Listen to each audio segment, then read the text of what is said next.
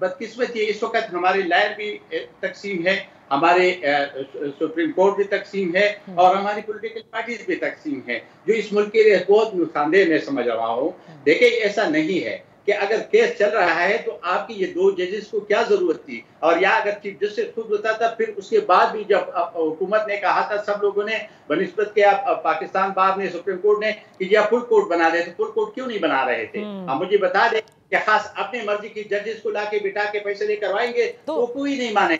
अच्छा, वो मर्जी हो तो इसलिए नहीं माने।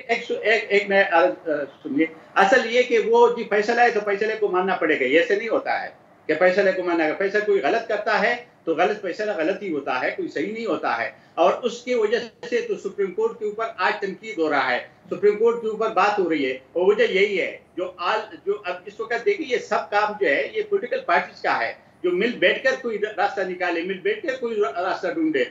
ये सुप्रीम कोर्ट का काम नहीं है। सुप्रीम कोर्ट ने जो तशरीह की सारी खराबी के जड़ वो है। तो आप कहते हैं ऐसे नहीं चलेगा, फैसला नहीं मानेंगे, पार्लियामान भी जो कुछ कर रहा है वो भी सबके सामने। आप कहां तक इस मामले को जाते देख रहे हैं?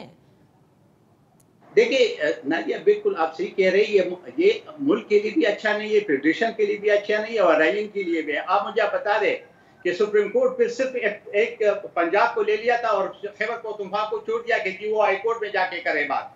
ये कभी हो सकता है? आइन का अगर 90 डेज है तो पूरा पाकिस्तान के लिए, अमीर खान साहब मुझे बता रहे कि नहीं, सिर्फ पंजाब के लिए है।